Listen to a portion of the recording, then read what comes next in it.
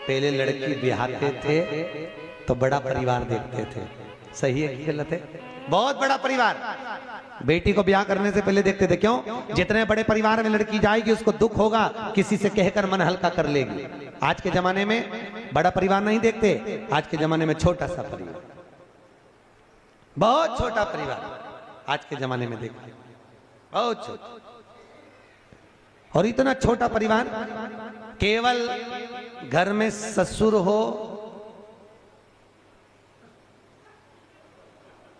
बस उतना ही बहुत है। पति हो और बेटी हो। अच्छा, माताएं कितना जोरदार जोरदार ज्ञान देती हैं अपनी बेटी को, कितना जोरदार। क्यों दिन भर लगी रहती है? जितना तेरे से बने उतना करा कर। खुद के लिए बना ले, पति के लिए बना लो, बच्चों के लिए बना लो, कमरे में ले जाओ, डट के खाओ, सो, किसी के लिए मत बनाओ। अगर जो आपने अपनी बेटी को ज्ञान दिया है वो आपकी बहू करे तो कैसा लगे? ईमानदारी से बोलो, अरे बोलो तो। अपनी बेटी को तकलीफ में देखती हो तो तुरंत कह देती हो, और अपनी बहू जो घर में है वो भी तो किसी की बेटी है, वो भी तो किसी की बेटी है कि नहीं? अरे बोलो तो, सही है कि गलत है? तो जैसा व्यवहार आप अपनी बेटियों के लिए रखे हो वैसा व्यवहार अपनी बहुओं के प्रति भी रखिए। और बहुओं से निवेदन है, नंदे आए तो तवेले जैसा मुंह मत बनाओ।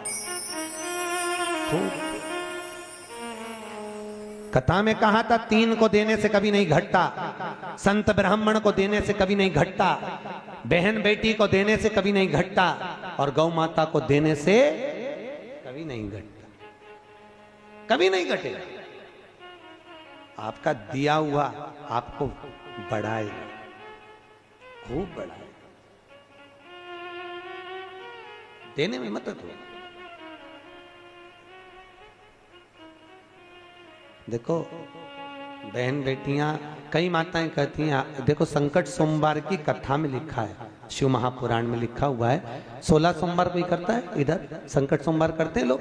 संकट सोमवार 16 सोमवार अगर करते हो, या कोई भी उद्यापन आप करते हो, चाहे चतुर्थी का उद्यापन करो, चाहे चौथ का उद्यापन करो, चाहे तीज का उद्यापन करो, चाहे गणगौर का उद्यापन करो, जिस उद्यापन को माताएं करती हैं उस उद्यापन का एक नियम शिव महापुराण कहती है कि उस उद्यापन में कभी भी अपनी बहन बेटी को गिनना नहीं चाहिए। क्यों?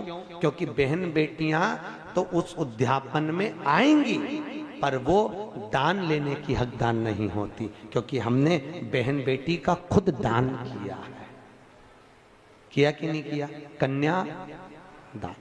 जब हमने दान किया, कई माताएं कहती हैं हम तो हमारी बहन बेटी को दान दे देंगे, हमारी बहन बेटी को, वो तेरुंडा होता है ना, 13 सामान बांटते हैं संक्रांति पे, तेरुंडा तक बहन बेटी को दे दिए, हम तो तेरुंडा हमारी बहन बेटी को दे देंगे, वो दान ले लेगी। तो बहन बेटियां क्या दान लेने की हकदार है? आप बहन बेटियां बैठी हो, ईमानदारी से बोला, आप मायके से दान देती हो क्या?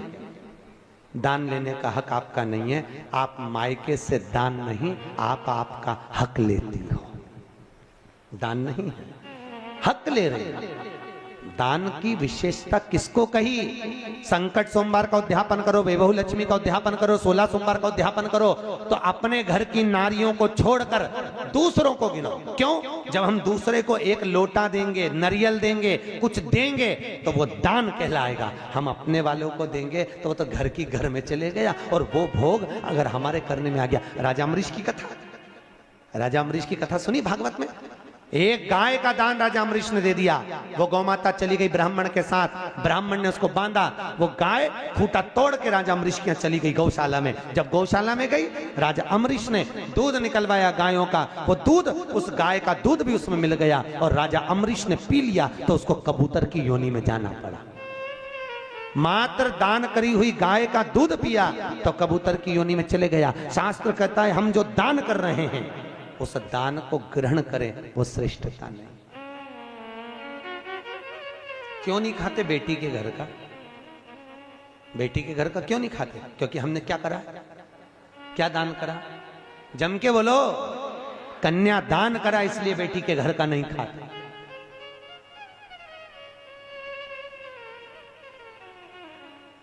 भैया नीरज भैया, कई जगह हम भंडारों में जाते हैं तो वहां लोग कहते हैं हमारी तरफ से भंडारे में 1 पीपा घी का दान।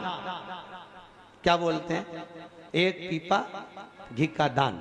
अब जिस सेठ जी ने 1 पीपा घी का दान करा है, विष्णु पुराण शिव पुराण कहती है उस घी की नुक्ती, बूंदी, हलवा, पूड़ी कुछ मत खा लेना, क्योंकि तूने बोला है दान और दान कर दिया और उसी का बनाया हुआ खा लिया तो नरक भोगना पड़ेगा। इसलिए हमारे यहाँ क्या कहते हैं, 1 पीपा घी भगवान के प्रसाद के लिए दिया। प्रसाद के लिए दिया तो तू भले अब नुक्ती घर में भर के ले जा, अब तू भले हलवा पूड़ी घर में भर के ले जा, क्योंकि प्रसाद तो ले सकते हो। पर जहां तुम्हारे मुख से निकल गया दान किया, मैंने 1 पीपा घी दान करा, मैंने 1 बोरी शक्कर दान करी, मैंने 1 बोरी गेहूं का दान करा, दान कर दिया तो उसको भाग नहीं ग्रहण करना। राजा अम्बरीश ने गाय का दान देकर उसी गाय का दूध पी लिया तो नरक जैसा जीवन बीता, कबूतर की योनि में पड़ गया।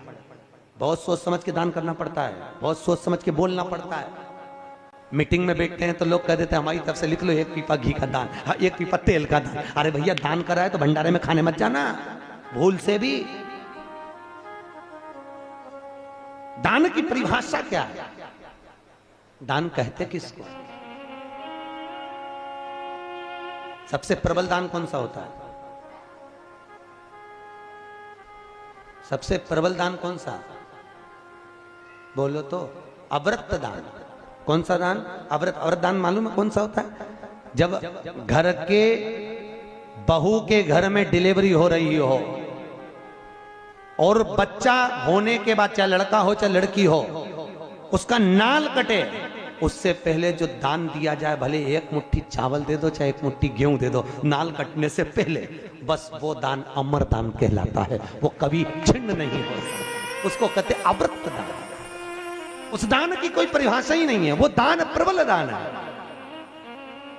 उस दान की प्रखरता, उस दान की श्रेष्ठता। अव्रत दान। अब कहोगे महाराज जी सूतक लगे, सूतक कब लगता है, सुआ कब लगता है? जब नाल कट जाए तब। नाल कटने से पहले सुआ नहीं लगता, इसलिए दान कर सकते हो। सुआ कब लगेगा? जब नाल कट जाएगी तब।